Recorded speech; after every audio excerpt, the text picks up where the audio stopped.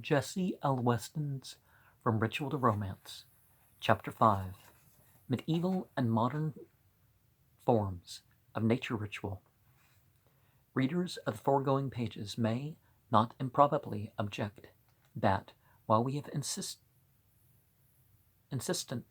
certain curious and isolated parallels from early Aryan literature and tradition, and what from the point of view of declared intention appears to be a kindred group of religious belief and practices in the prehistoric and classical times, the two, so far, show no direct signs of affiliation, while both may be held to be far removed in point of date alike from one another and from the romantic literature of the 12th century.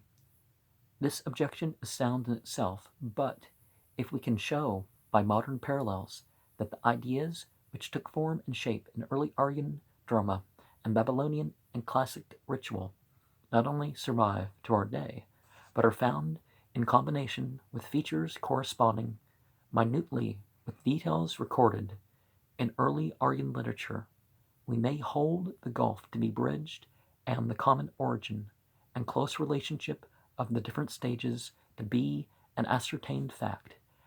At the outset, and before examining the evidence collected by scholars, I would remind my readers that the modern Greeks have retained in many instances under changed names no inconsiderable portion of their ancient mythological beliefs, among them the Adonis celebrations, the goddess of Adonis blossom and fade today, as they did many centuries ago, and as I myself have spoken with a scholar who has seen women at the door of their houses weeping for Adonis, and certainly Christianized forms of these things have well established themselves, and many other things.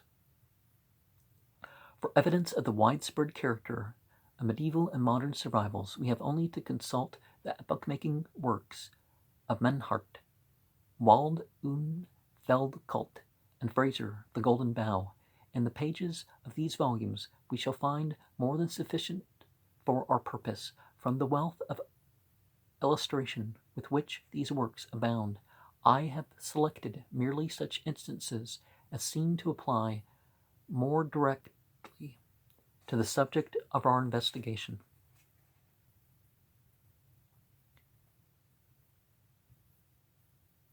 Citing from Menhart, as two works overlap in the particular line of research, the same instances are given in both, but the honor of priority belongs to the German scholar. Okay. Thus, in many places, it is still custom to carry a figure representing the vegetation spirit on a bier, attended by mourning women, and either bury the figure, throw it into the water as a rain charm, or, after a mock death, carry the revivified entity with rejoicing back to the town. Thus, in the latrine, a man in black women's clothes is borne on a bier, followed by men dressed as professional women, mourners, making lamentation, thrown on the village dung heap, drenched with water, and buried in straw. In Russia, the vegetation or year spirit is known as Yarlo, and is represented by a doll with phallic attributes, which is enclosed in a coffin and carried through the streets to the accompaniment of lamentation by women, whose emotions have been excited by drink. Menhart gives the lament as follows: "Of what was he guilty? He was so good. He will never rise again. Oh, how we shall separate ourselves from you. What does life mean if you are no longer here? Arise, if only for a brief hour." But he does not arise. He does not arise. In other forms of the ritual, we find distinct traces of the resurrection, of the resuscitation of the vegetative entity, occasionally accompanied by evidence of rejuvenation. Thus, as Lausitz on Laetare Sunday, The fourth Sunday in Lent, women with mourning veils carry a straw figure dressed in a man's shirt to the bounds of the next villages, where they tear the effigy in pieces, hang the shirt on a young and flourishing tree, a beautiful forest tree, which they proceed to cut down and carry home with every sign of rejoicing. Here, evidently, the young tree is regarded as a rejuvenation of the person figure represented in the first instance by the straw figure. In many parts of Europe today, the corresponding ceremony is very generally held at Whitsuntide, include the mock execution of the individual representing the vegetation spirit, frequently known as the King of May.